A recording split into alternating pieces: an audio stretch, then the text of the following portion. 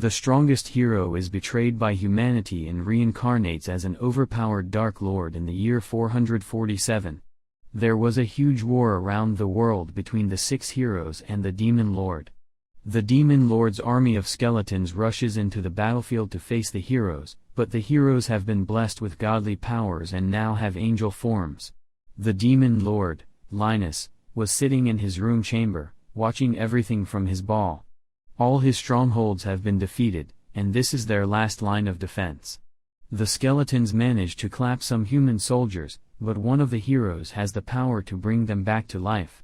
Suddenly, a huge tree-like creature appears, making the Demon Lord angry because he recognizes it as the arch-hero who quit being human to get more power. Linus gets up and summons his staff to join the fight, but his Fenrir companion and loyal general stop him, reminding Leonis that he made a promise to the goddess of rebellion. She had entrusted him to do something when he was still human. So, Leonis decided to accept defeat. He drops his staff and walks toward a door while his castle is being destroyed. Before entering, he promised that he would rise again in 1,000 years and reclaim his throne.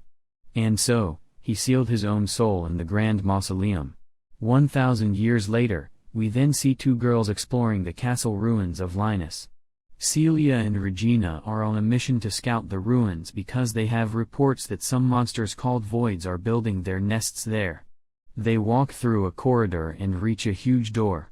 Celia recognizes it as the king's mausoleum where Demon Lord kings decide to rest waiting for their final days. Regina tries to open it but thinks they need to pick up something to blow it apart. Celia then notices some writings on the door and uses her phone to decipher the language. She realizes the door is alive and touches it. Suddenly, the door activates and opens up. She picks up her gun and steps inside, where she finds a huge crystal. She then realizes there's a person inside and decides to help him. We then see Linus in a barren place. He sees Roselia, the god he once made a promise to. He says that he finally has found her, and she replies that it's been over 1,000 years since they met. Linus explains he couldn't do anything against the godly powers given to the heroes, so he decided to seal his soul to keep his promise to her. She replies that she's happy that he still remembers it and walks away into the air. Linus tries to stop her, but she simply says she hopes to meet him again. Meanwhile, Celia is trying to shoot the crystal to rescue Linus, who's the person inside. He complains about the noise and wonders if it's been 1,000 years already. He guesses the reincarnation ritual was successful. Linus then notices Celia trying to shoot the crystal. He realizes she's human and thinks she's trying to rob his grave. So, he decides to show her the power of the reincarnated Demon Lord. He uses his magic to shatter the crystal and knock her down. He initially thinks she's a descendant of the High Elf tribe, but he's wrong. He then decides to finish her but stops when she asks why a kid would be locked inside the crystal. He looks at his reflections and is shocked to see that he's in his human form when he was still a hero. Yes, the Demon Lord is a former hero. The girl asks him why he was sealed inside the crystal and checks him out to make sure he's not hurt. She then suddenly hugs him, telling him that Big Sister is there to protect him. He initially gets annoyed but eventually ends up fainting.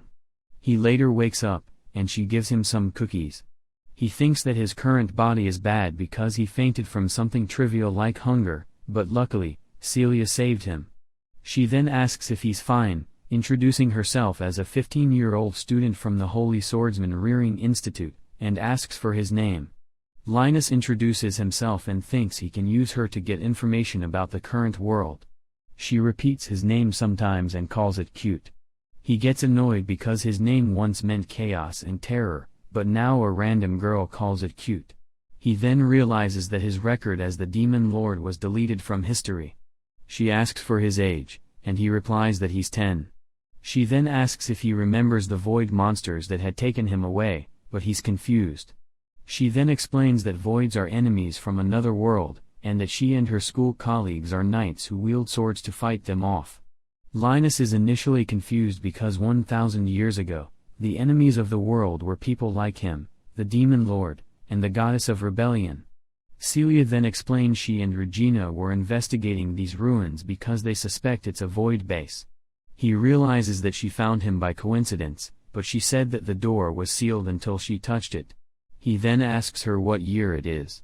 She says they're in year 64, which confuses him. They suddenly hear a big explosion, and Celia receives a message from Regina stating she encountered large voids. Celia immediately holds on to Linus, stating she will protect him. An ogre void comes through the door, and Celia tries to shoot it down. He gets all annoyed, they're destroying his grand mausoleum, and decides to use his magic to stop it, just to trip and fall flat on his face. She tells him to back down and shoots the void, but it only tickles him. Suddenly, a laser beam destroys the void's arm and shoots its body down. It's Regina and her huge cannon. The void gets up, and Regina changes her cannon form to shoot it in the chest. Despite being surprised to see Linus, Regina simply tells Celia to take away and escape while she holds the void down. The two run away, and Linus thinks nothing went according to his plan. His reincarnation spell failed, and he reverted to his human form before he became a demon lord. His grand mausoleum is now infested by aliens who are destroying everything. He wants to deal with them, but he can't because the girls are there, and if he shows his power, he won't be able to use Celia to get more information about the world.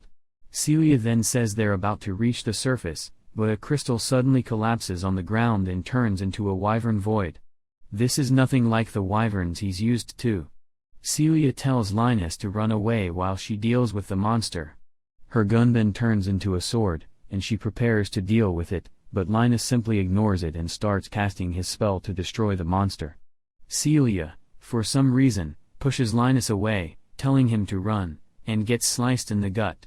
She lies on the floor in a pool of her blood, and Linus wonders why she did it. She says her last words, telling him to run and escape with Regina, but Linus gets closer to her. The wyvern gets closer, and a second void appears. She apologizes for not protecting him and closes her eyes. Linus holds her hand until her last breath, but thinks she's an idiot. He only kept her to gain more information, but she decided to sacrifice herself to protect him. In fact, he could have used his power to easily block the wyvern's weak attack. He wanted more information, but he didn't think she had value to him anymore. However, she reminded him of Rosalia when she protected him, revealing that when Linus was the hero, he was betrayed by the people he tried to save. That's why he became the Demon Lord. More voids appear and try to attack him, but his magic barrier manages to block it all. He thinks it's annoying to have his human form because he regained his emotions. The voids continue to unleash attacks, all parried away.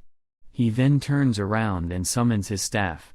He tells the voids that he grew attached to Celia's courage and decides to punish the voids for disturbing his castle.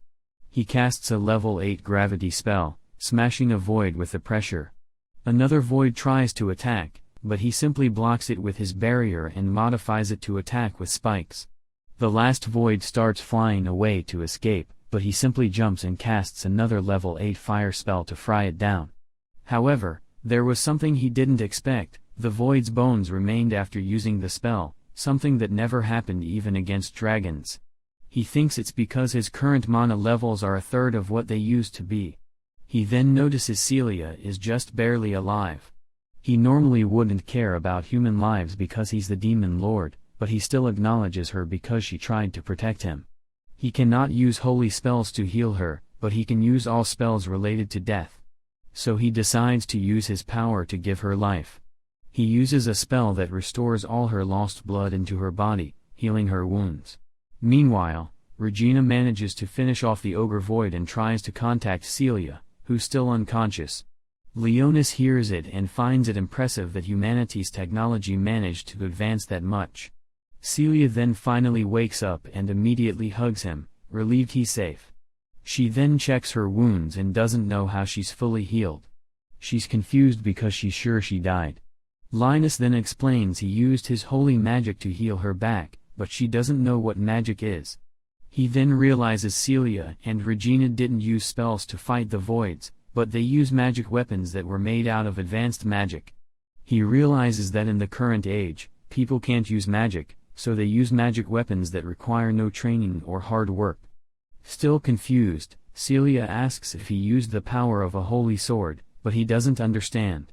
She explains that some holy swords have healing powers in the Excalibur Academy. She believes he can use that power and believes that's why he was abducted by voids. She then gives a whole explanation of what holy swords are. Basically, their power is awakened by mankind to fight voids. 60 years ago, humanity almost lost the war against the voids, but children awakened the holy sword power to manipulate fire, wind, and others. He realizes that this power is different from the one he uses, so he decides to hide it from everyone. Regina then arrives, and the girls ask what happened to the void. Linus lies, saying it disappeared while he was shaking in fear. They then decide to leave the ruins, and Celia asks Linus to join her on her bike, which confuses him. He joins her, and they drive back to the academy while Regina keeps teasing Linus. After a long drive, Linus has finally a view of the city and realizes that it's the 7th Assault Garden. Watch this next video.